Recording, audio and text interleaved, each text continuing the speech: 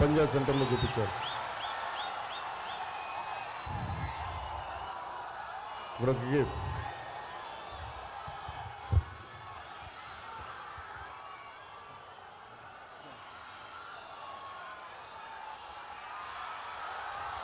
విజయవాడ ఈ మన పంజా సెంటర్లో మేడాల పైన ఉన్న ఆడపడుచులు, పెద్దలు, దారి పొడవుతా ముస్లిం సోదరులు, ముస్లిం సోదరీమణులు ఆ మధ్యల నుంచి మేడల నుంచి ఒక్కొక్కరు చెయ్యుపుతా ఉన్నారు. నాకు అందరూ కనిపిస్తూ ఉన్నారు. మీ ఒక్కొక్కరికి, ప్రతి ఒక్కరికి వెంకటదుర్గ భవానీ టెక్స్టైల్స్ మీకు, ఆ పైనున్న బోర్డు పైన మీకు వెంకటేశ్వర స్వామి పటం, ఆ పక్కన దేవుడి పటంతో నా ఫోటో ఆయన ఆశీస్సులు ఇస్తున్నట్టుగా ఉన్న మీకు, మన కృష్ణవేణి అనుకుంటుంది మార్కెట్ దానికున్న ఆ బిల్డింగ్ పైన ఉన్న ప్రతి ఒక్కరికి, ఈ మూల నుంచి మనకి డీలో ఉన్న మీకు, ప్రతి ఒక్కరికి, ఆ సందులో ఉన్న మీకు, ఇక్కడి నుంచి కళ వరకు, చివరి వరకు జనసందోహంతో నిండిపోయిన ప్రతి ఒక్కరికి, మా అన్నదమ్ములకి, మా ఆడపడుచులకి, మా అక్క చెల్లెలకి, ప్రతి ఒక్కరికి పేరు పేరున నా హృదయపూర్వక నమస్కారం.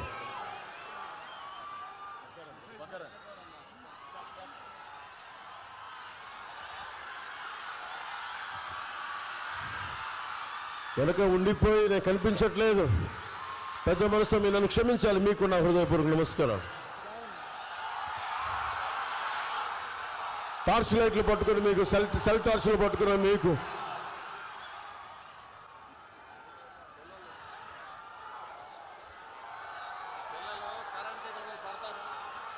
దయచేసి ఎవరన్నా కరెంటు తీగలకి దూరంగా ఉండండి. దయచేసి ఇది హై టెన్షన్ వైర్స్, అవి మీరు నిండు నూరేళ్ళు ఉండాలి, ఉండాలని కోరుకునేవాడిని. దయచేసి మీ ప్రాణాలని జాగ్రత్తగా చూసుకొని క్షేమంగా వచ్చారు, క్షేమంగా ఇంటికి వెళ్ళాలని కోరుకునే వాళ్ళం మేమందరం. విజయవాడ అనగానే చాలాసార్లు చెప్పాను, వంగవీటి రంగా గారి ఆయన పేరు ప్రస్తావించకుండా అన్ని సామాజిక వర్గాల అభిమాన నాయకులు, వారి అబ్బాయి నా సోదరుడు వంగవీటి రాధా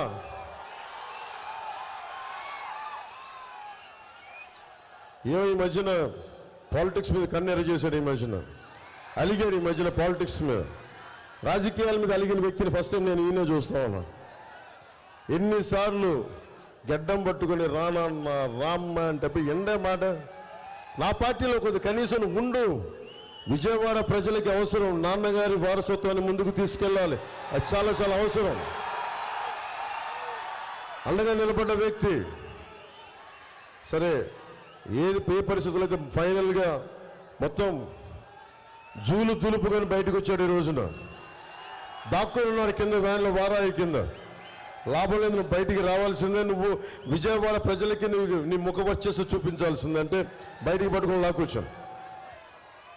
వారికి సోదరుడు వంగవీటి రాధా గారికి నా హృదయపూర్వక నమస్కారం. వ్యక్తులు చాలా అవసరం మనకి, బలమైన నాయకుల సమూహం అవసరం. విజయవాడ వెస్ట్కి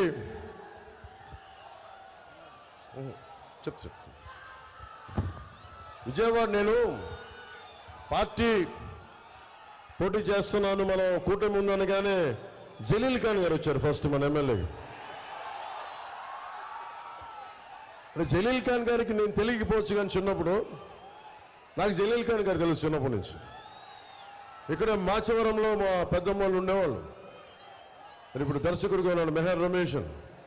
మేమందరం ఇక్కడ మాచవరంలో నేను వచ్చేవాడిని, ఎప్పుడు సమ్మర్ హాలిడేస్కి వచ్చేవాడిని, వేసవి సెలవులకి వచ్చినప్పుడు చాలా నాకు అద్భుతంగా ఉండేది. అలాంటి కొండల్లో మాచవరం కూడా అలాంటి కొండ అనుకుంటే అక్కడికి వెళ్ళేవాడిని. అలాంటి సమయంలో మా పెద్దమ్మ అల్లుడు ముఖ్యంగా మాకు జలీల్ ఖాన్ గారి దగ్గర పనిచేసేవారు. ఆయనకి వ్యాపారంలో కొంత భాగస్వామ్యం పనిచేసేవారు ఆయనతోటి. అలా నాకు జలీల్ ఖాన్ గురించి ఎప్పుడు వినేవాడిని. అలాంటి జలీల్ ఖాన్ గారు వచ్చి, మీరు అవకాశం ఇస్తే నేను వెస్ట్ నుంచి పోటీ చేస్తానంటే నాకు నిజంగా తెలియదు, కూటమి అన్ని కూర్చొని పెద్దలందరూ కూర్చొని మాట్లాడాలి. అలాంటిది జలీల్ ఖాన్ గారికి మనసు ఇప్పి నేను జనసేనలోకి వస్తానంటే మనస్ఫూర్తిగా రోజున ఒకటే చెప్పాను, జనసేనగా మీరు టీడీపీలో ఉన్న జనసేనలో ఉన్న మనందరం అన్ని పార్టీల ఐక్యతతో పనిచేస్తున్నాం. నిజంగా మీ భవిష్యత్తుని మేము అండగా చూసుకుంటాం, మీకు అండగా ఉంటామని ఆ రోజు మనసిప్పి ఈరోజు మద్దతు తెలుపుతున్నందుకు ముఖ్యంగా మొట్టమొదటిగా జలీల్ ఖాన్ గారికి నా హృదయపూర్వక నమస్కారాలు, హృదయపూర్వక ధన్యవాదాలు. అలాగే జిల్లా రాష్ట్ర ఆర్గనైజింగ్ కార్యదర్శి ఎంఎస్ బైక్ గారికి నా హృదయపూర్వక నమస్కారాలు.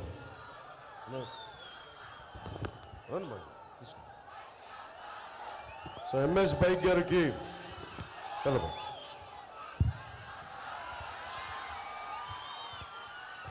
నా హృదయపూర్వక నమస్కారం.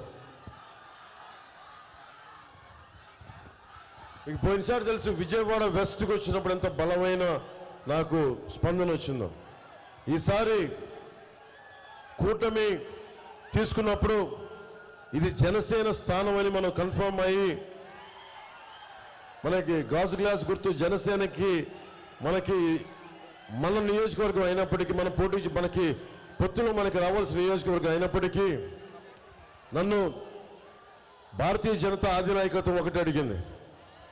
నేను ఎందుకు ఈ సీటు కూడా త్యాగం చేయాల్సి వచ్చింది, జన సైనికులకి వీర మహిళలకి జనసేన మద్దతుదారులకి నేను వివరణ ఇవ్వాలి. నన్ను అధినాయకత్వం ఒకటి అడిగాను ఇన్ని సంవత్సరాల నుంచి.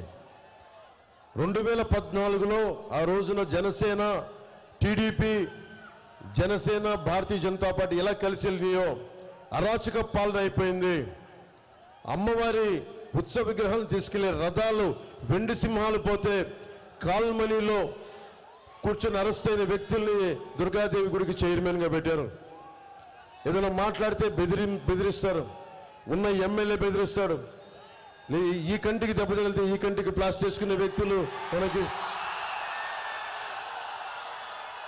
వాళ్ళ నాటకాలకి ఒకటో రెండో, వాళ్ళ నాయకుడికి దెబ్బ తగిలితే ఆ రాయి అంటే విచిత్రంగా ఇటు పడితే ఈయనకెళ్ళి అది ఇటు తిరిగి అటు తిరిగి 360 డిగ్రీ తిరిగి ఇటు తగిలిందంట. దానికి పాపం చాలా బాధపడుతున్నారు. ఇలా కన్ను కొడితే ఇలా చాలా పెడితే నేను సినిమాలో కూడా అంత నటన నా వల్ల కాదు, నేను అంత పెర్ఫార్మెన్స్ నేను చేయలేదు. కానీ ఆస్కర్ లెవెల్ పెర్ఫార్మెన్స్ మీరు నిజంగా అభివృద్ధి చేసి ఇందాక మనం కూర్చోబెట్టి మనం రోడ్ షో చేస్తూ ఉంటే ఒకటే అనిపించింది, ఎంత దుర్గంధం ఉంది మన డ్రైనేజ్ వ్యవస్థలో, అంత దుర్గంధం ఉంది. రోజు నేను ఒక్కసారి రావడానికి అంత దుర్గంధాన్ని అనుభవిస్తూ ఉంటే రోడ్డు సైడ్ షాపులుండి తినుబండారాల కేంద్రాలుండి ఎలా దుర్గంధంలో మన విజయవాడ ముఖ్యంగా మనకి నియోజకవర్గాలు ఇబ్బందిగా ఉంటాయని నాకు బాధిస్తుంది. నేను మీకు మాటిస్తున్నాను, కూటమి ప్రభుత్వం రాగానే మన డ్రైనేజ్ ఫెసిలిటీని అన్నిటినీ బాగు చేసే బాధ్యత మన కూటమి ప్రభుత్వం తీసుకుంటుంది. చూడటానికి అల్లంత దూరాన మనకి కొండల మీద ఉన్నాయి, చూడటానికి చాలా అద్భుతంగా ఉంది చూడటానికి నైట్ టైం. కానీ లోపలికి వెళ్తే ఎంత బాధ ఉంటుందో, రోడ్లు ఉండవు, వ్యవస్థలు సరిగ్గా ఉండవు. అలాంటిది ప్రత్యేకించి కొండల మీద ఉన్న వాళ్ళందరికీ ఒక ప్రత్యేకమైన సమస్య ఉంది, ఆరోగ్య సమస్య. చాలా మందికి పక్షవాతం వస్తూ ఉంది. నేను మీకు మాటిస్తున్నాను, విజయవాడ పశ్చిమ నియోజకవర్గ అన్నదమ్ములందరికీ ఏదైతే ఉద్దానం లాంటి సమస్య ఏదైతే ఉందో, మనకి ఉద్దానంలో కిడ్నీ సమస్య, మన పశ్చిమ నియోజకవర్గం ముఖ్యంగా కొండ ప్రాంతాల్లో ఉన్న అందరికీ ప్రత్యేకించి పక్షవాతం వస్తుందని దాని మీద దృష్టిలో ఉంది నాకు. దాని మీద నేను సరైన ఆరోగ్యకరమైన దాన్ని రీసెర్చ్ చేయాలి, దాన్ని ఎందుకు ప్రత్యేకంగా వస్తున్నాయి దాని మీద గుర్తించి పరిష్కార మార్గాన్ని కనుక్కొని మీరు ఆరోగ్యంగా ఉండేలాగా మేమందరం కృషి చేస్తాం. మీకు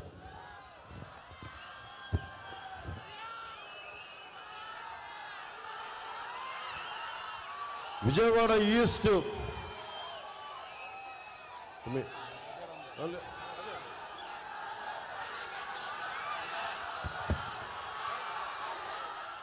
విజయవాడ ఈస్ట్ మన అమ్మిశెట్టి వాసు ఉన్నారు. అతను ఎలాంటి పుట్టినరోజు జరుపుకుంటే మొత్తం విజయవాడ అంతా కదిలి వచ్చేస్తుంది. నా ముందు చాలా మర్యాదగా ఉంటాడు, దూరంగా తిరుగుతుంటాడు. కానీ లోపల ఒక టన్ను శక్తి ఉన్నవాడు, టన్నుల శక్తి, అగ్నిగోళం పెరుగుతూ ఉంటుంది అమ్మిశెట్టి వాసుకి. నిలబడే నాయకుడు, భవిష్యత్తులో విజయవాడకి బలంగా ఉండే జనసేన నాయకుల్లో బలమైన వ్యక్తి. ఈస్ట్లో బాధ్యతలు అప్పగిస్తే గద్దె రామ్మోహన్ రావు గారు సిట్టింగ్ ఎమ్మెల్యే, వారి కోసం ఆమె వాసు మనం ఆయనకి ఇవ్వాలి అంటే ఒక్క మాట మాట్లాడాల. అన్నా నువ్వు చెప్పన్నా నీ మాట నేను వింటాను అంతే చెప్పి మనస్ఫూర్తిగా ఈ రోజున కూటమికి గద్దె రామ్మోహన్ రావు గారి కోసం విజయవాడ తూర్పు నియోజకవర్గం నుంచి గద్దె రామ్మోహన్ రావు గారు సిట్టింగ్ ఎమ్మెల్యే పోటీ చేసిన ఆయనకి అండగా నిలబడ్డాడు. అమ్మిశెట్టి వాసుకి మన విజయవాడ ప్రజలందరి తరపున జనసేన పార్టీ తరపున నువ్వు ఇంత అండగా కూటమికి నిలబడినందుకు మనస్ఫూర్తిగా నా హృదయపూర్వక కృతజ్ఞతలు వాసు నీకు.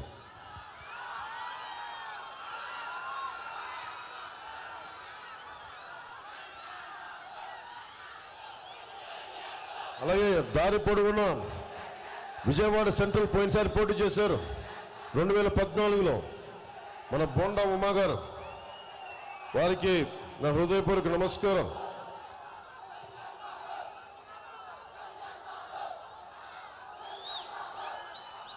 అలాగే ఆడూరి శ్రీరామ్ గారికి ఎన్టీఆర్ జిల్లా బీజేపీ అధ్యక్షులు, వారికి నా హృదయపూర్వక నమస్కారం. Nagul Meera TDP ex police housing chairman గారికి, బుడ్డా వెంకన్న గారికి, వారందరికీ నా హృదయపూర్వక నమస్కారం. ప్రత్యేకించి ఇందాక నేను చెప్పిన విజయవాడ పశ్చిమ నియోజకవర్గం జనసేన ఇచ్చేసిన తర్వాత నన్ను ఒకటి రిక్వెస్ట్ చేశారు.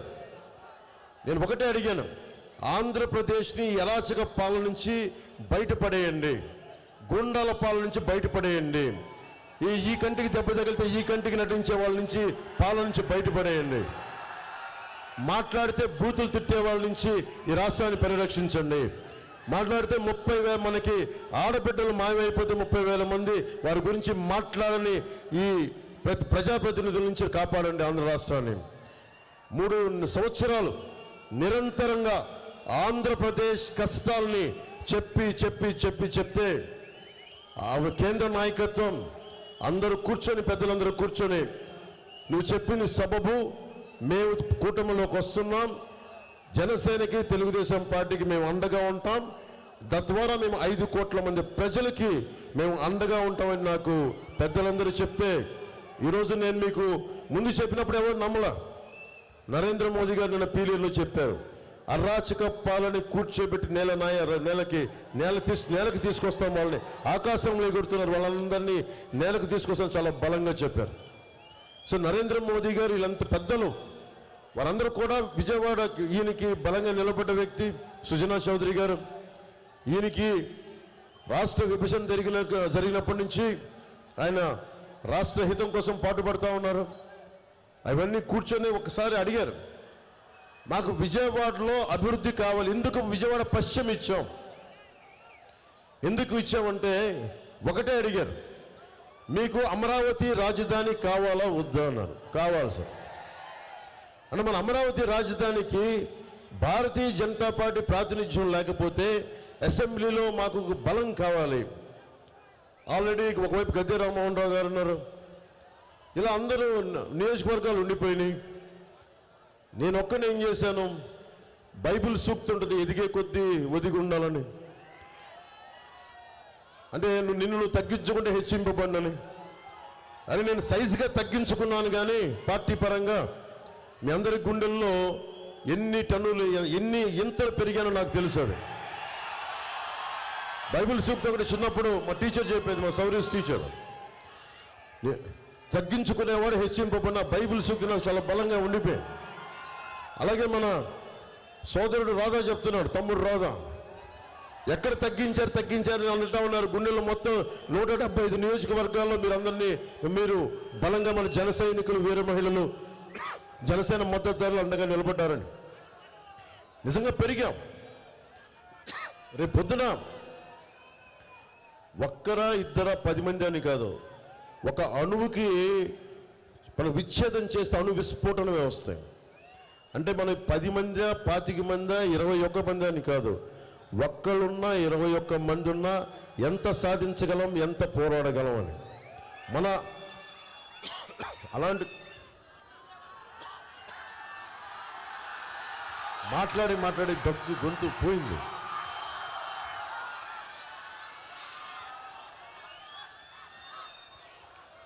ఇది మనం ఎందుకు పెట్టుకున్నాను?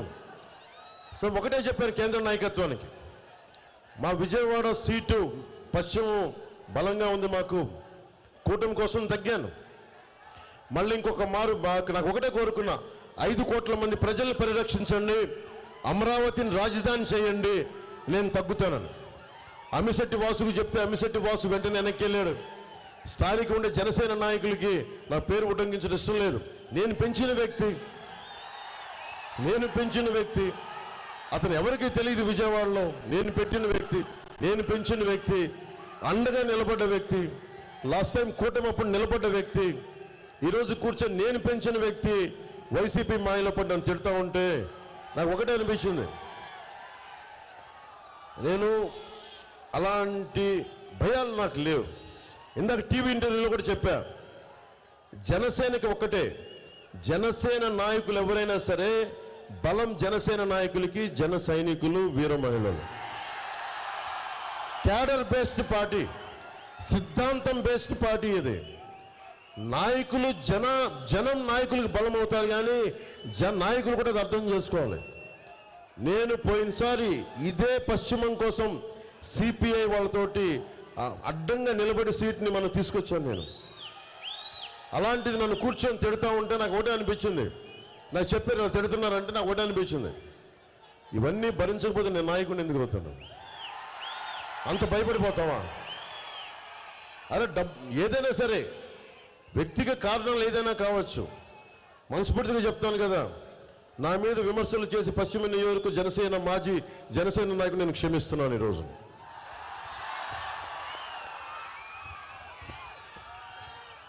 సుజనా చౌదరి గారు మనందరం ముందున్నారు. ఈ రోజున మనకి విజయవాడ పశ్చిమ నియోజకవర్గం మనకి అండగా నిలబడ్డారు.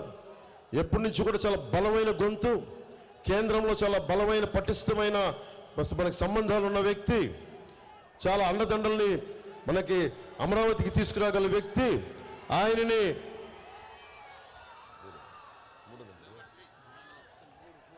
త్రిమూర్తుల్లాగా 3వ నెంబర్ మీద ఉన్నాడు. కమలం గుర్తు మీద భారతీయ జనతా పార్టీ కూటమి అభ్యర్థిగా, ఉమ్మడి కూటమి అభ్యర్థిగా భారతీయ జనతా పార్టీ మీద కమలం గుర్తు మీద పోటీ చేస్తున్నారు. వారికి బలమైన మెజారిటీతో మీరు గెలిపించండి. నేను అడగట్లేదు, పశ్చిమ నియోజకవర్గం ప్రజలందరినీ, మన ఉమ్మడి కృష్ణా జిల్లా ప్రజలందరినీ నేను అభ్యర్థిస్తున్నాను, కూటమిని గెలిపించమని ఆర్థిస్తున్నాను. కేసినేని చిన్ని గారు, పాలిటిక్స్ ఎలా ఉంటాయంటే సొంత రక్తంతో కూడా విభేదాలు పెట్టుకోవాల్సి వస్తుంది. ఇప్పుడు చూడండి, మనం పెంచి పోషించిన నాయకుడు ఎలాగ మనం తిట్టేసి వెళ్ళిపోయాడో, ఒక రాష్ట్ర నిర్మాణం కోసం బలంగా కుటుంబం అన్నని కాదని చెప్పి కూటమి ఎందుకు నిలబడింది, ఏ పరిస్థితుల్లో నిలబడింది అని చెప్పి కేసినేని చిన్ని గారు కుటుంబ విభేదాలని దాటి మరిచి 5 కోట్ల మంది ప్రజలకి, తెలుగుదేశం పార్టీకి, కూటమి భాగస్వాములైన జనసేన, భారతీయ జనతా పార్టీకి అండగా ఆయన పార్లమెంట్ అభ్యర్థిగా సైకిల్ గుర్తు మీద పోటీ చేస్తా ఉన్నాను. దమ్మున్న వ్యక్తి ఒకటే చెప్పారు, నేను మీకు అండగా నిలబడతాను, పార్టీలకు అండగా నిలబడతాను, అన్నిటికీ మించి రాష్ట్ర క్షేమం కోసం మన ఎన్టీఆర్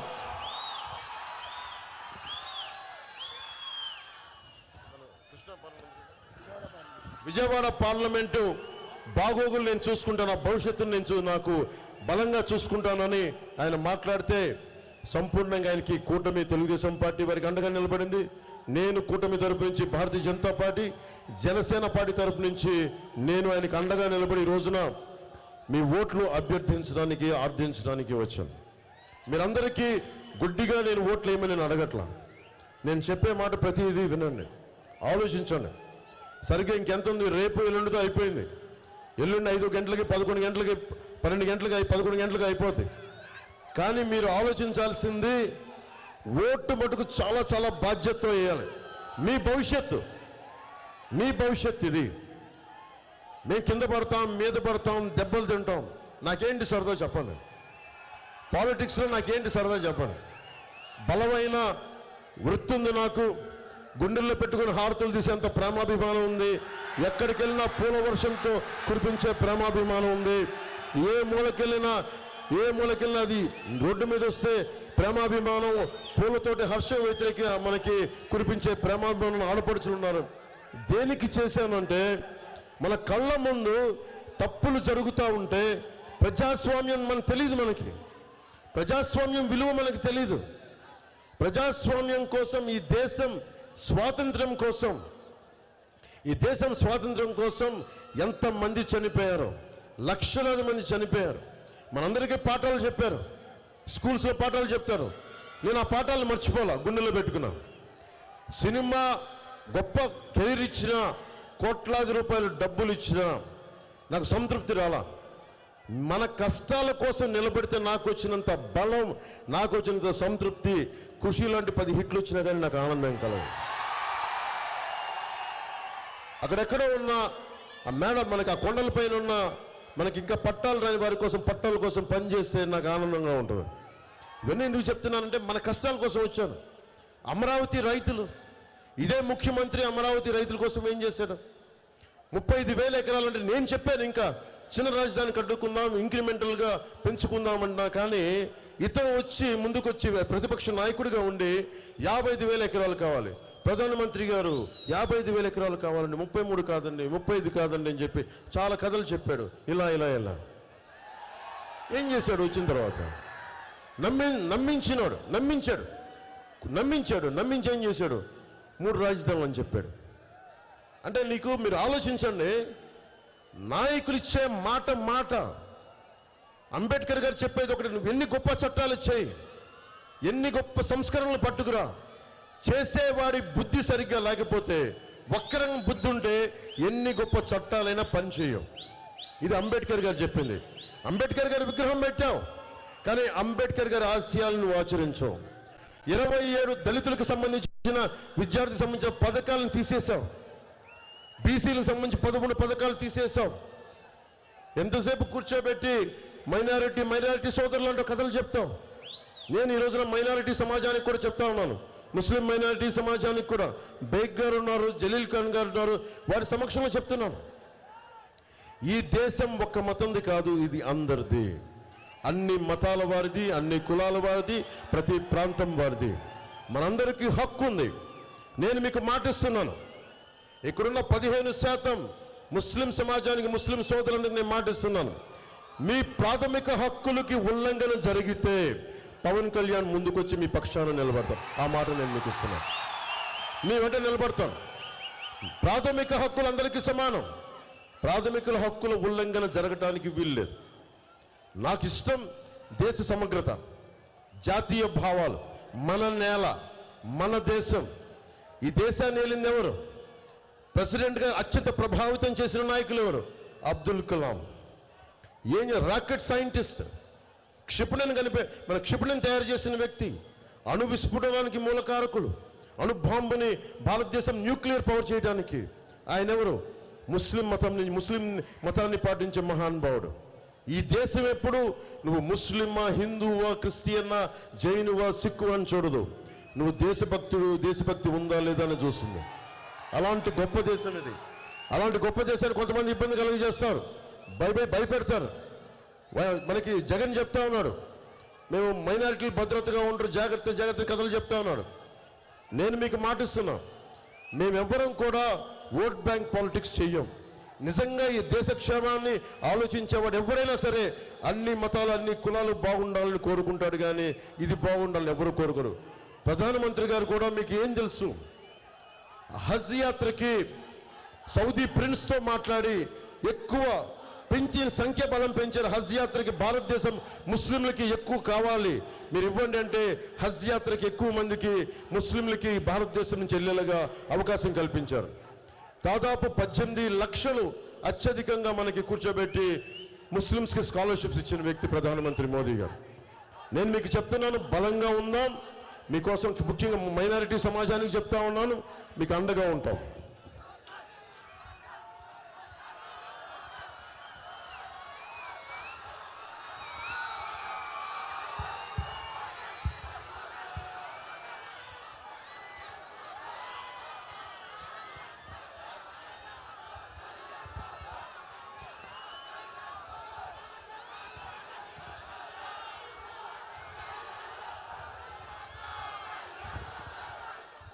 మనం ముస్లిం సమాజానికి, ముస్లిం సోదరులకి, ముస్లిం సోదరీమణులకి కూటమి మేనిఫెస్టో చాలా బలంగా చేసింది.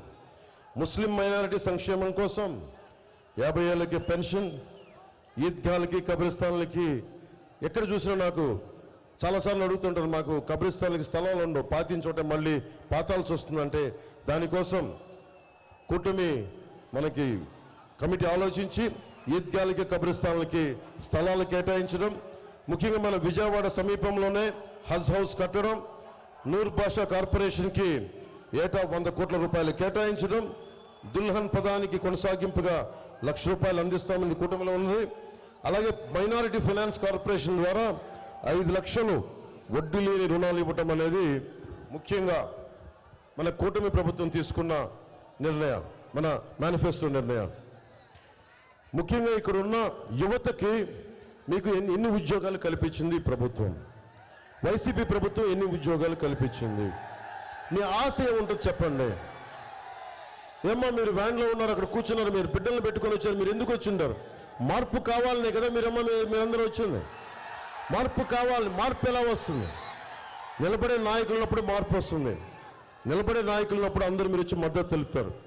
మీకోసం ఒకటే చెప్తున్నాను, లా అండ్ ఆర్డర్ ఎంత దిగజారిపోయింది.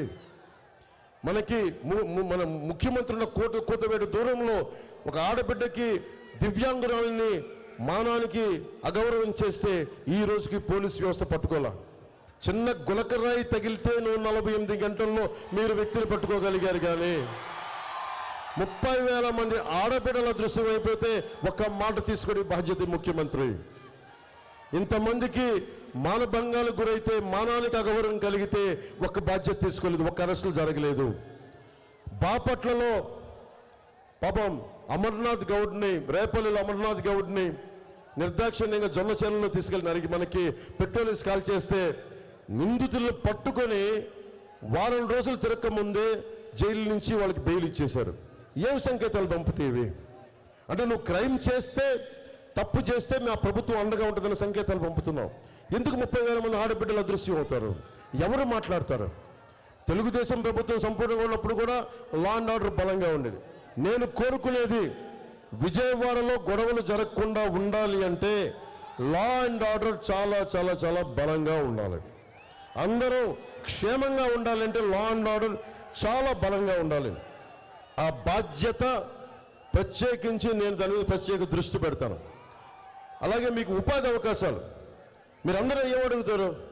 ఇందాక అడిగారు, ఒక ప్రెస్ మీట్లో చెప్పారు, జగన్ ఏం మాట్లాడుతున్నాడు? ముస్లింస్కి 4% రిజర్వేషన్ కల్పించాలి, మేము దానికి కట్టుబడి ఉన్నాం అంటారు. కేంద్రం ఏం మాట్లాడుద్ది? కోర్టు పరిధి ఏం చెప్తుంది? రిజర్వేషన్ ఇంక్లూడింగ్ కాపులు కూడా రిజర్వేషన్ కావాలని కోరుతా ఉన్నారు. 1950లో ఉంది కాపులకు రిజర్వేషన్, తర్వాత ఇవ్వలేదు. కానీ రిజర్వేషన్లు ఇవ్వకపోతే భవిష్యత్తు ఆగిపోవాలా? ఈ రోజున జగన్ మాట్లాడుతున్నాడు ముస్లింకి 4% కట్టుబడి ఉన్నానని. నువ్వు ఇచ్చిన సిపిఎస్కే నువ్వు కట్టుబడి ఉండలా, ముస్లిం రిజర్వేషన్ మీద కట్టుబడి ఉండవు. నువ్వు మద్యపానాన్ని నిషేధిస్తావని చెప్పి అధికారంలోకి వచ్చినవాడు, దానికే నువ్వు కట్టుబడలా. ఇసుక దోపిడీని అడ్డుకుంటానని చెప్పి నువ్వు కూర్చొని నువ్వు ఇసుకని సెంట్రలైజ్ చేసావు, ఒక్క కంపెనీకి ఇచ్చేసుకుని నీ కంపెనీలకి. ఇన్ని రకాలుగా మాటలు తప్పిన వ్యక్తి ముస్లిం సమాజానికి కూడా ఈరోజు ఏం చెప్తున్నాను, రిజర్వేషన్ ఇస్తాం, 4% మేము కట్టుబడి ఉన్నాం. దయచేసి ఆ మాట ఎవరు నమ్మొద్దు. ఎందుకంటే ఇవన్నీ వెళ్తే కాపు రిజర్వేషన్, అందరూ అన్ని కులాలు రిజర్వేషన్లు కోరుకుంటున్నాయి, ఏదో కొద్ది కులాలు తప్ప. మళ్ళీ అది ఫైనల్గా కోర్టులో తేలుద్ది. నా కోరిక ఏంటి, నా ఉద్దేశం ఏంటంటే కోర్టులకి తేల్చే లోపు సంవత్సరాలు పట్టొచ్చు, దశాబ్దం పట్టొచ్చు, 5 సంవత్సరాలు పట్టొచ్చు. ఈలో పరిస్థితి ఏంటి?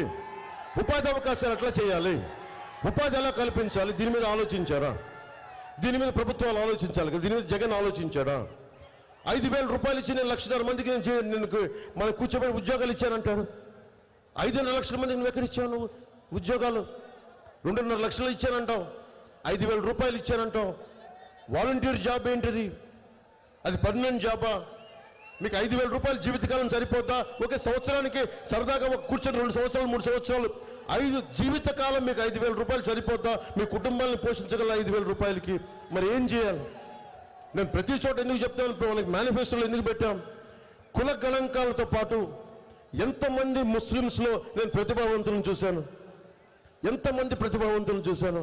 వాళ్ళు వ్యాపారం పెట్టుకుంటే చాలా చిన్నపాటి ఊతం కావాలి. ముస్లిం సమాజంలో కొంతమంది ప్రతిభావంతులకి, అన్ని కులాల్లో ప్రతిభావంతులు ఉన్నారు. పాడేరు అరకుకి వెళ్తే బలమైన ఎస్టీ సామాజిక మనకి సామాజిక వర్గంలో బలమైన మనకి పరిజ్ఞానం, విషయ పరిజ్ఞానం, తెలివితేటలు ఉన్న వాళ్ళు ఉన్నారు. వాళ్ళకి ఏం కావాలి? వాళ్ళకి ఊతం ఇవ్వాలి. మార్షల్ ఆర్ట్స్ నేర్చుకున్నాడు కుర్రాడు, మలేషియాకి వెళ్ళాలన్నా గోల్డ్ మెడల్ కొట్టాలి అంటే అబ్బాయికి మనకి ట్రైబల్ డెవలప్మెంట్ అథారిటీ నుంచి మనకు ఊతం ఉండదు. ఎంతసేపు వ్యక్తుల్ని కుల గణాంకాలతో ఆపేస్తున్నాం. నేను కుల గణాంకాలకి కొనసాగింపుగా నేను కోరుకుంటుంది ప్రతిభా గణాంకాలు కావాలి. ఇక్కడున్న యువకుడున్నాడు, నీకేం కావాలి, నీకేం అవ్వాలనుంది? మనకు మర్చిపోయాం. నేనే 21 years వరకు, 22 ఏళ్ల వరకు నాకే తెలియదు ఏమవ్వాలో నాకే తెలీదు.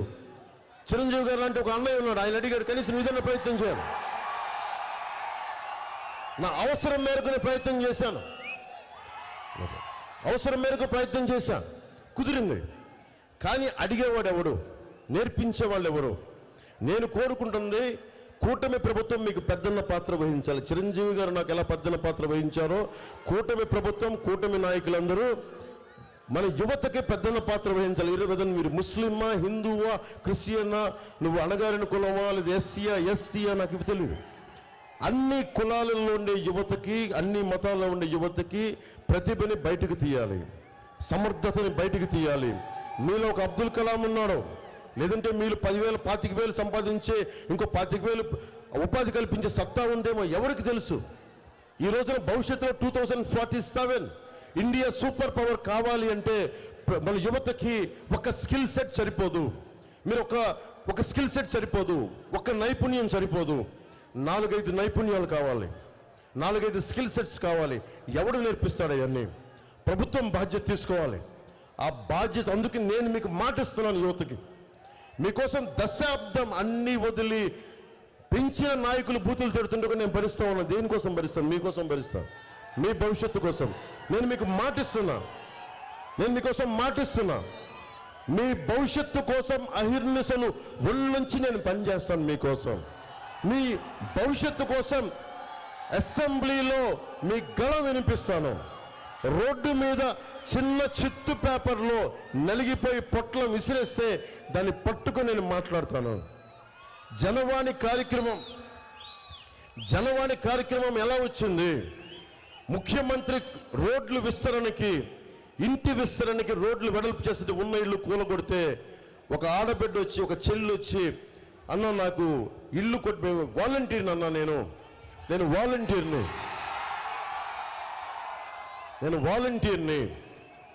నేను వైసీపీ వాలంటీర్ని, మాకే దిక్కు లేదని ఇల్లు కొట్టేశారు, ప్రత్యామ్నాయం చూపించలేదంటే అమ్మాయి నాకు కంప్లైంట్ చేసిన 3వ రోజు 4వ రోజు బెదిరింపులు స్టార్ట్ చేశారు. ఎందుకు వెళ్ళావు నేను అంటే వాళ్ళ అన్నయ్యకి బెదిరింపులు ఇచ్చారు, చంపేస్తామని చెప్పారు.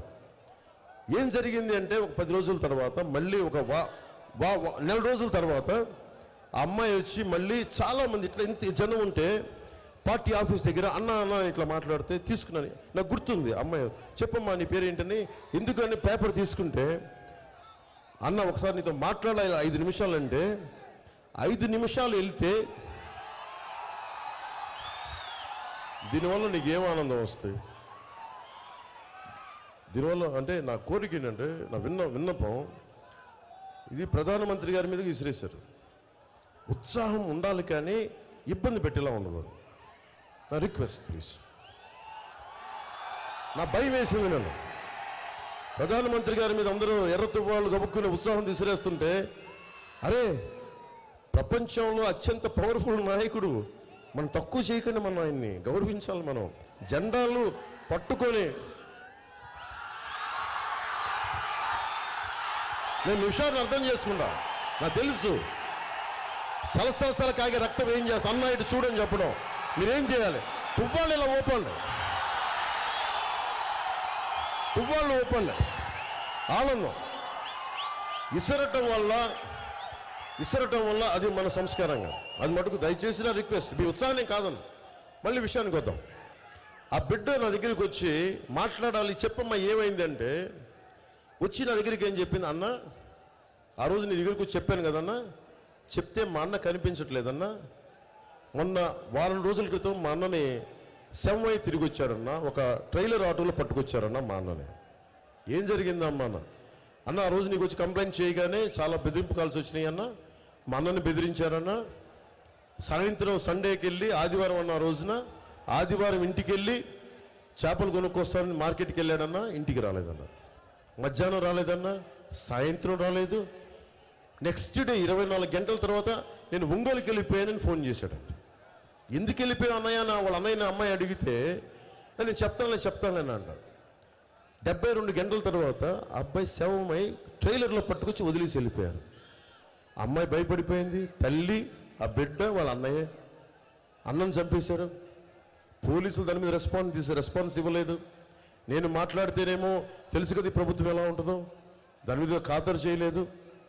నేను చెప్తున్నాను మీకు, ఆ కేసు తిరిగి రీఓపెన్ చేయిస్తాను. ఆ బిడ్డ ఏడుపు నేను మర్చిపోలేను, ఆ చెల్లెలు ఏడుపు నేను మర్చిపోలేను. రీఓపెన్ చేయిస్తాను ఆ కేసు. అలాగే ఎందుకు చెప్తున్నాను ఈ మాట అంటే, జనవాణి కార్యక్రమం అలా ప్రారంభమైంది. నేను వినటానికి రెడీగా ఉన్నాను. మన పశ్చిమ నియోజకవర్గం ఉంది,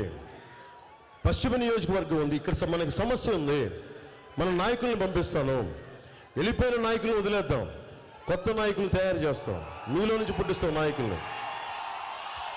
మనం ఉన్న నాయకుల్ని ముందుకు పైకి తీసుకొస్తాం. మీ సమస్యకి ఆయన ఎమ్మెల్యేగా ప్రమాణ స్వీకారం చేయబోతారు కొద్ది రోజుల్లోనే, మనకి జూన్లో. నేను తీసుకెళ్తాను, ఆయన ఎలాగ చేస్తారు, ఆయనకి చెప్పక్కర్లా. కానీ ప్రత్యేకమైన అభ్యర్థన ఏదైనా ఉంటే జనసేన దృష్టికి తీసుకురండి. మీరు హిందువుల, ముస్లింల, క్రిస్టియన్నా, ఏ కులం, బీసీ, ఎస్టీ, కాపు, మీరు ఏ కులమైనా కానివ్వండి, మీకు అన్యాయం జరిగింది, నాకు ఇది కావాలి, ఈ సమస్య ఉంది అని మా దృష్టికి తీసుకురండి. భారతీయ జనతా పార్టీ నాయకుల దృష్టికి తీసుకెళ్ళండి, తెలుగుదేశం నాయకుల దృష్టికి తీసుకెళ్ళండి. మేము వచ్చి మీకు నిర్విరామంగా, నిస్వార్థంగా పనిచేయడానికి సిద్ధపడి ఈ రోజున వారాహి మీద, మనకి వారాహి తల్లి ఆశీస్సులతో మీ ఎదుటిగా నిలబడి మేము మాట్లాడుతున్నాం, మీకు మాటిస్తున్నాం. అలాగే యువతకి ఫీజు రీయింబర్స్మెంట్ చేయలే. 2,300 కోట్ల రూపాయలు. డబ్బు ఎలా వేస్ట్ అవుద్ది చెప్పండి, డబ్బు ఎలా వేస్ట్ అవుద్ది? 2,000 గొంతు పోతుంది, అరవకండి, గొంతు పోతుంది, మీరు వచ్చి అరుగుతుంది. 2,300 కోట్ల రూపాయలు రంగులు వేసేందుకు 1,300 కోట్లు గవర్నమెంట్ భవనాలకి. మీరందరూ యువత కదా, మీరు ఆలోచించండి. ఎప్పుడన్నా కేంద్ర భవనాలకి పార్టీ మారినప్పుడల్లా కేంద్ర భవనాలకి దశాబ్దంగా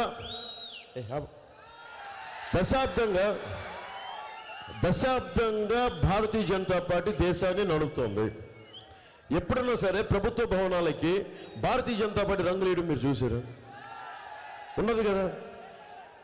అలాగే రాష్ట్ర ప్రభుత్వానికి ప్రభుత్వ భవనాలు కదా, ఆంధ్రప్రదేశ్ ప్రభుత్వ భవనాలకి వైసీపీ రంగులేంటి? డబ్బులు వేస్ట్ చేశారు అంటే వాళ్ళు ఇస్తారు రాజ్యం. ఎందుకని మీరు ఈ రోజున వస్తున్నారు, బయటికి జెండా పట్టుకొని వస్తున్నారు. తల్లి నువ్వు వస్తున్నావు, నువ్వు ధైర్యంగా వస్తున్నావు. నీలాంటి ఆడబిడ్డలకి ధైర్యం ఇవ్వడానికే, నీలాంటి చెల్లెలకి ధైర్యం ఇవ్వడానికే, నీలాంటి యువతలకి నీకు గుండె ధైర్యం ఇవ్వడానికి జనసేన ఉంది. యువతకి ధైర్యం ఇవ్వడానికే, మీ భవిష్యత్తు కోసం ఉన్నాను నేను. మేమందరం మీ భవిష్యత్తు కోసం కలిసి పోటీ చేయడానికి, మేము అండగా ఉండడానికి ఉన్నాం. ఏం చేయాలి? డబ్బు ఎక్కడ వేస్ట్ అవుతుంది? 2,300 కోట్ల రూపాయలు జెండాలు దించడం, 2,300 కోట్ల రూపాయలు రంగులు మార్చడానికి. మద్యపాన నిషేధం విధిస్తామని చెప్పి ఏం చేశాడు? మద్యాన్ని అమ్మడం ప్రారంభించాడు. 41,000 కోట్లు. ఎవరు చనిపోయారు ఫస్ట్? ఇక్కడ ప్రభుత్వం రాగానే ఎవరు చనిపోయారు? భవన నిర్మాణ కార్మికులు చనిపోయారు. 39 మంది, దాదాపు 40 పైచీలుగా అఫీషియల్గా చనిపోయారు. దేనికి? ఇసుక అనే ముడి పదార్థాన్ని కూర్చోబెట్టి తప్పు జరిగిపోతుంది, బెటర్ ఇసుక పాలసీ అని చెప్పి గత ప్రభుత్వం కంటే కూర్చొని దాన్ని ఒక కంపెనీకి పెట్టేశారు. ఒక కంపెనీ జేపీ వెంచర్స్ అని పెద్దిరెడ్డి గారు, మిథున్ రెడ్డి గారు, వైవి సుబ్బారెడ్డి గారు, వైఎస్ జగన్ గారు వాళ్ళ కంపెనీకి వెళ్ళిపోయినప్పుడు 40,000 కోట్ల రూపాయలు. ఆ డబ్బు ఎవరిది? మనది, మీది, మనది, మీ భవిష్యత్తుది. ఇసుక, సహజ వనరులు అందరివి, ఏ ఒక్కరి సొత్తు కాదు. దాన్ని కొద్దిమంది డబ్బులు చేసుకోవడం కోసం అమ్మటానికి అడ్డగోలు అందరికీ అందుబాటులో ఉండాలి. అందుకని మనం ఇసుక పథకాన్ని ముందుకు తీసుకెళ్తున్నాం. మనకి అల్పాదాయ వర్గాలందరికీ ఉచిత ఇసుక పథకాన్ని తీసుకెళ్తున్నాం. ముఖ్యంగా యువతకి మీరు కనుక ప్రజాస్వామ్యాన్ని మీరందరూ మీరు కామర్స్ చదువుకొని సివిక్స్ చదువుకొని ఉంటారు, హిస్టరీ చదువుకొని ఉంటారు. మీరందరూ బేసిక్ ఫండమెంటల్ రైట్స్ తెలుసు కదా, నీకు తెలుసమ్మా, నీకు ప్రాథమిక హక్కులు తెలుసు కదా, నీకు అవగాహన ఉంది కదా. ప్రాథమిక హక్కులు చదువుకుని 10th లోనూ ఇంటర్లో చదువుకుంటాం కదా. ప్రాథమిక హక్కులతో పాటు ప్రాథమిక బాధ్యతలు ఉంటాయి. ఇది నా హక్కు అని మాట్లాడతాం, ప్రాథమిక బాధ్యతలు కూడా ఉంటాయి. నేను ప్రాథమిక బాధ్యతలు నిర్వర్తిస్తూ ప్రాథమిక హక్కుల కోసం పోరాటం చేస్తున్నాను. మీకు అండగా నిలబడతాం. నేను కోరుకుంటున్న ఒక్కటే, 2047లో నీకెంత ఉంటాయేమో, ఒక 18 ఏళ్ళ 20 ఏళ్ళ 20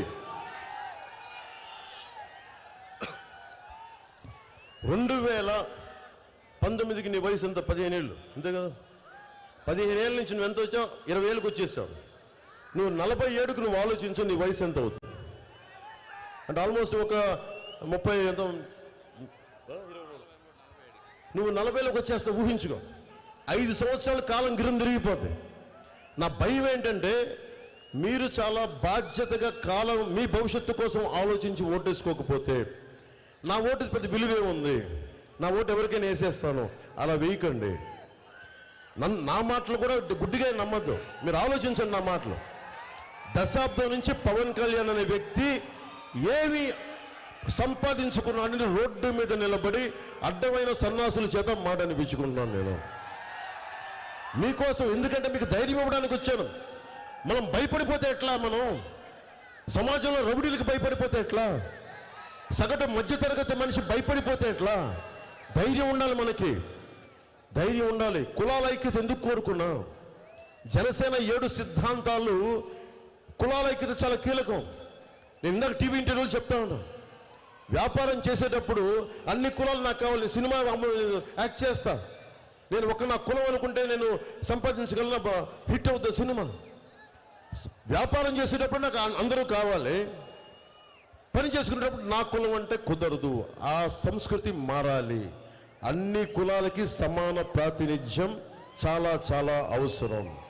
దాంతో అన్ని కులాల ఐక్యతని ప్రతి ఒక్కరు గుర్తించాలి. నేను గుర్తించాను. కులాలకు అతీతంగా ఈ రోజున నేను కూటమిని ముందుకు తీసుకెళ్తున్నాను. అది ఎందుకని, నాకు అందరూ సమానం చాటి చెప్పడానికి, అన్ని మతాలు సమానం అని చాటి చెప్పడానికి. అందుకని దృష్టిలో పెట్టుకొని, మీ భవిష్యత్తుని దృష్టిలో పెట్టుకొని మీరు ఓటు వేయండి. మే 13న పొద్దున్నే ఎండ ఎక్కువ రాకముందే 6 గంటలకే స్టార్ట్ అవుతుందని మనం అడిగాం. 6 గంటల నుంచి 11 లోపు మ్యాక్సిమం 70% ఓట్లు వేసేయండి. 70% వేసేయాలి. మీ భవిష్యత్తు మీ చేతిలో ఉంది. నేను నిలబడ్డా. ఓడిపోతే నాకు బాధ ఉండదు అనుకుంటున్నారా? అవమానం ఉండదు అనుకుంటున్నారా? కానీ అవమానాన్ని దాటి ఎందుకు నిలబడతామంటే, ఆశయం కోసం నిలబడ్డ వాడికి అవమానం ఉండదు, ఓటమి ఉండదు, ముందడిగే ఉంటుంది, గెలుపే ఉంటుంది. పిఠాపురం నుంచి పోటీ చేస్తున్నా, నేను గెలుస్తున్నా. దశాబ్దం తర్వాత నన్ను నిలబెట్టారు. దశాబ్దం తర్వాత వచ్చి అన్నా నీకు అండగా ఉంటామని చెప్పారు. మీకు నేను మాటిస్తున్నా, మీ గళం, యువత గళం అసెంబ్లీలో వినిపిస్తాం. మన బీజేపీ తరఫున ఎమ్మెల్యే వైఎస్ సుజనా చౌదరి గారు ఉన్నారు, బలంగా మాట్లాడతారు. ఆయన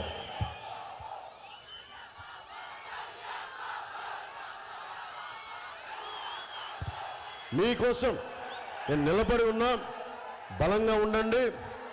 వైసీపీ ఈరోజు జగన్ బాధపడతా ఉన్నాడు. అందరూ కలిసి నేను గొంతు వణుకుతోంది జగన్కి. అందరూ కలిసి ప్రతిపక్షాలని కుట్రబడి నన్ను ఓడించాలని చూస్తున్నాయి. నువ్వేం చేసావమ్మా? కాదయ్యా, నాకు బేసిక్ మౌలికమైన ప్రశ్న జగన్ అడగాలనుకుంటా. ప్రతిపక్షాలు ఉంది నేను గెలిపించడానికి, నిన్ను ఓడించి విజయం సాధించడానికి ప్రతిపక్షాలు ఉన్నాయి. అధికారులని అన్యాయంగా అధికారులని ఇష్టానికి బదిలీ చేస్తారు. నువ్వు చేసే తప్పుడు పనులకు మరి అధికారులను బదిలీ చేయగా ఏం చేస్తారు? కూర్చోబెట్టి భుజాల మీద ఊరెక్కిస్తారా? మరి నువ్వేం చేశావు? స్థానిక పంచాయతీ ఎన్నికల్లో, స్థానిక సంస్థల ఎన్నికల్లో నువ్వేం చేశావు? ఎన్ని అరాచకాలు చేశావు? నువ్వు కొట్టావే. నామినేషన్ వేయడానికి ఒక్కరికి అవకాశం ఇవ్వలేదే. ఈరోజు కూర్చొని నువ్వు మాట్లాడతావా? నువ్వు నేర్పిన విద్య నీరజాక్ష అర్థం చేసుకో. నేను ఒకటే గుర్తుపెట్టుకోండి, నాకు వైఎస్ జగన్ శత్రువు కాదు.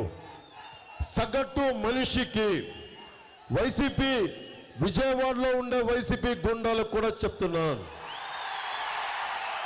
ఒక్కొక్క వైసీపీ గుండాకి చెప్తున్నాను, మీరు రెచ్చిపోయారు 5 సంవత్సరాలు. నోటికి తాళాలు లేవు మీకు. ముఖ్యమంత్రి సతీమణి లేదు, ఇంట్లో ఉన్న ఆడపడుచలు లేదు, రోడ్డు మీదకి వచ్చిన ఆడపడుచలు లేదు. మీ బూతులు, మీ ఆడబిడ్డల్ని మీరు వేధించిన విధానం, మీరు you have to pay price for it. మిమ్మల్ని స్ట్రీమ్ లైన్ చేస్తాం ఖచ్చితంగా. రాజకీయ నాయకుల మాటలకి అందరికీ కూడా నాతో సహా అందరూ చాలా బాధ్యతగా ఉంటాం. నేను బాధ్యతగా ఉంటాం. వైసీపీ నాయకులు పరిధి దాటి మాట్లాడారు, వాళ్ళకి పరిధి అంటే ఏంటో తెలియజేస్తాం. వైసీపీ విజయవాడలో ఉండే వైసీపీ గుండాలకి మీరు రోడ్ల మీదకొచ్చి మీరు భయపెడదాం అనుకుంటే గుర్తుపెట్టుకోండి, ఇక్కడ ఉన్నది పవన్ కళ్యాణ్, తాట తీసేస్తాడు, గుర్తుపెట్టుకోండి. నేను తెగించి వచ్చా, గుర్తుపెట్టుకోండి, రాజకీయాల్లోకి. నీలాగా అక్కడ గనుల్ని దోచేద్దాం, ఇసుక చేసుకుందాం, మద్యం అమ్మదం లేదు. మీరు అడ్డగోలుగా ఉంటే, గతంలో మీరు చాలా మంది నాయకులు వచ్చినారు ఇక్కడికి, వైసీపీ గుండాల మటుకు మీరు జాగ్రత్తగా ఒళ్ళు దగ్గర పెట్టుకుని బతకండి. మీరు ఓడిపోతున్నారు. ఓడిన తర్వాత నోళ్లు అవ్వాకులు చెవ్వాకులు పేర్లి అంటే మీ నోళ్లని ఎలా కట్టాలో నాకు బాగా తెలుసు, మా కూటమి నాయకులకి బాగా తెలుసు, నారా చంద్రబాబు నాయుడు గారికి బాగా తెలుసు. ఏమి మర్చిపోలా. మీ అందరికీ భవిష్యత్తులో బాగుంటుంది. మీరు చేసిన దానికి సరైన విధి విధానాలతో మీకు తెలియజేస్తాం. అలాగే ఇది ఆఖరి 2 రోజులు. మీ అందరూ మీరు ఒక్కళ్ళే ఓటు వేయడం కాదు, 10 మందిని తీసుకెళ్ళండి. ప్రతి అంశం మీద మాట్లాడండి, ప్రతి అంశం మీద అవగాహన తెలుసుకోండి. ఒకటే చెప్పి ముగిస్తాను. మీరు యువత, ఈ దేశపు కలల ఖనిజాలు మీరు యువత, ఈ దేశపు సంపద మీరు, ఈ దేశపు శక్తి మీరు, ఈ దేశపు ప్రవహించే కరెంటు యువతీ యువకులు. మీ భవిష్యత్తే. విద్య, వైద్యం, ఉపాధి, తాగునీరు, సాగునీరు, మౌలిక అవసరాలు, లా అండ్ ఆర్డర్, ఇవన్నిటిని మేము బలంగా తీసుకెళ్తాం, మీకు అండగా నిలబడతాం. ఒకటే ముగిస్తాం. రాహువు పట్టిన పట్టొక సెకండు అఖండమైన లోక బాంధవుడు అసలు లేకుండా పోతారా? మూర్ఖుడు గడియారంలో ముళ్ళు కదలేకుంటే ధరాగమనం అంతటితో తలకిందైపోతుందా? కుటిలాత్మల కూటమికి ఒక త్రుటికాలము జయమొస్తే విశ్వ సృష్టి పరిణామం విచ్ఛిన్నమవుతుందా? ధనుజు లోకమేకంగా దారికడ్డంగా నిలుచుంటే నరజాతి ప్రస్థానం పరిసమాప్తమవుతుందా? వైసీపీ గుండాలకి జగన్ ఇలాంటి మూర్ఖుల సమూహం, ధూర్తుల సమూహం కూర్చొని 5 కోట్ల మంది ఆంధ్రప్రదేశ్ ప్రజల్ని మేము ఆపుతామంటే రాహువులాగా మీరు ఎంతసేపు ఆపగలరు? 1 సెకండ్ లేట్ అవుద్దేమో. తిరిగి వెలుగు రావడం ఖాయం, అగ్నిలో మిమ్మల్ని దహించేయడం ఖాయం. యువతరానికి మిమ్మల్ని దహించి యువతరానికి బంగారు భవిష్యత్తు వేయడం ఖాయం అని తెలియజేసుకుంటూ, ఇక్కడికి వచ్చిన అన్నదమ్ములందరికీ, ప్రతి ఒక్కరికి, ఆడపడుచులకి, మేడలపైన, మిద్దెలపైన ఉన్న పెద్దలకి, అన్నదమ్ములకి, విజయవాడలో నగరంలో ఉన్న పెద్దలందరికీ పేరు పేరున అందరికీ హృదయపూర్వక ధన్యవాదాలు తెలియజేసుకుంటూ, సోదరుడు, తమ్ముడు, అన్న వంగవీటి రంగా గారి అబ్బాయి వంగవీటి రాధా దాక్కుంటున్నాడు, బయటికి రమ్మన్నా. నువ్వు నాన్నగారు ఏ స్ఫూర్తితో అయితే బలం ఇచ్చారో అంత బలమైన నాయకత్వం నీ గుండెల్లో ఉంది, అది బయటికి తీసుకురా. వైసీపీ నుంచి వచ్చిన ప్రతి ఒక్కరూ, మన రాధాబాబాయ్ కాదు, ప్రతి ఒక్కరూ కూడా ఆత్మ బాలశౌరి గారు కానీ, మన యార్లగడ్డ వెంకట్రావు గారు కానీ, ఎవరైనా సరే వైసీపీ దగ్గర ఆత్మగౌరవం చంపుకోలేక మొట్టమొదటిగా బయటకు వచ్చిన వ్యక్తి వంగవీటి రాధాబాబు. ఆత్మగౌరవాన్ని మనం పెంపొందింపజేస్తాం కూటమి. ఆయన చట్టసభల్లో ఆయన గొంతు వినిపిస్తే ఆయనకి మేమందరం అండగా ఉంటాం. ఆయన తెలియజేసుకుంటూ కేసీనేని చిన్ని గారు మనకి 1వ నెంబర్ మీద పార్లమెంట్ అభ్యర్థిగా పోటీ చేస్తున్నారు. సైకిల్ గుర్తు మీద భారీ మెజారిటీతో వారిని గెలిపించండి. వైఎస్ సుజనా చౌదరి గారు వైఎస్ చౌదరి ఆయన 3వ నెంబర్ మీద కమలం గుర్తు మీద పోటీ చేస్తున్నారు. గద్దెర్ రామ్మోహన్ రావు గారు 3వ నెంబర్ మీద విజయవాడ తూర్పు నుంచి పోటీ చేస్తున్నారు. సో మన ఎక్కడైతే కూటమి అభ్యర్థులు ఉన్నారో, తెలుగుదేశం అభ్యర్థులు ఉంటే, భారతీయ జనతా పార్టీ అభ్యర్థులు ఉన్నా 175 నియోజకవర్గాలు నేను తిరగలేకపోయాను. మనస్ఫూర్తిగా నన్ను మన్నించండి, క్షమించండి. కానీ సమయం తక్కువైపోవటం వల్ల అన్ని నియోజకవర్గాల ప్రజల్ని, కూటమిలో ఉన్న అన్ని నియోజకవర్గాల ప్రజలందరికీ కూడా తెలుగుదేశం ఎక్కడ పోటీ చేస్తుందో జనసేన మద్దతుదారులు, జన సైనికులు, జనసేన వీర మహిళలు అందరూ మద్దతు తెలిపి అలాగే అఖండ మెజారిటీ వాళ్ళని కోరుకుంటూ, జనసేన ఎక్కడ పోటీ చేస్తుందో అక్కడ తెలుగుదేశం నాయకులు, తెలుగుదేశం కార్యకర్తలు, భారతీయ జనతా పార్టీ నాయకులు, మద్దతుదారులు, మహిళలు అందరూ అండగా ఉన్నారు.